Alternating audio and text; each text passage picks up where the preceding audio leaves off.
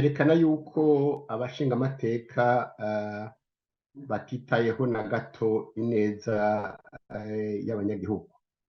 Kuri bo baronse ivyo bakeneye, caba igitoro bahewe neza, bakaronka ivyangombwa, abanyagihugu bakituna bagatondera, ivyo ntibabinezwe. Siyo ntumbero, siwo mwitwarariko wabo. Ikindi iyo nyifato yo mushingamateka yerekana nuko batazi ico bajejwe, batazi n'ingena inzego zikorana. Mu bisanzwe inama nshingamateka ntifukamira, umushingamateka ntapfukamira umushikiranganji, ntibakomera amashi leta, ahubwo nibo bagenzura ingene leta ikora, yuko leta ikurikiza amategeko batoye, yuko leta ikora ku neza y'abanyagihugu.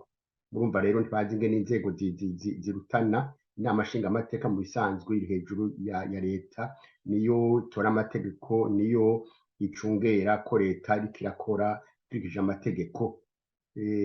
Mugabo vyongeye ivyo umushingamateka yavuze ntibitangaje, kuko ubutegetsi bwa CNDD FDD bwashize imbere amaronko.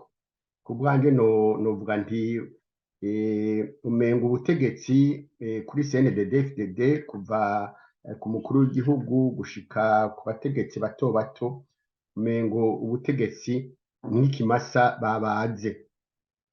Iyo rero umuntu ari hejuru y'abandi, afise amabanga ari hejuru, canke afise igarade ikomeye mu gisoda n'igipolisi, niwe aca aronka umusoso unuze kandi munininya. Abandi nabo bakabaha amagufa canke utuntu bimwe bita vyo munda bidashemeye cane. Kandi nkuko babivuze ba sokuru bati umwera uvuye bukuru ukwira hose. Iyo nyifato, iyo ntumbero iva ku mukuru w'igihugu. Mwarumvise mu kiganiro Perezida Ndayishimiye yatanze mu mpera z'umwaka yuko yashinyagurije abanyagihugu bishwe n'inzara, avuga yuko atumva ingene bashonje, atabitegera ko wewe afise amatoni n'amatoni y'ibiribwa vy'ubwoko bwose. N'ibara ryo kumutemere kumva umukuru w'igihugu avuga ibintu hamwe n'ivyo. Siwe wenyene, n'umuryango wiwe wose.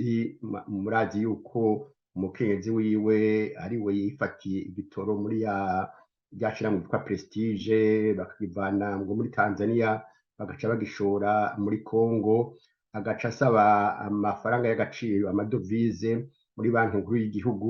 Mwarumvise yuko umukuru w'ibanki nkuru bamukuye kubera yavuze imbere ya banki y'isi yose na FMI yuko ayo mafaranga atwagwa n'umukenyezi w'umukuru w'igihugu.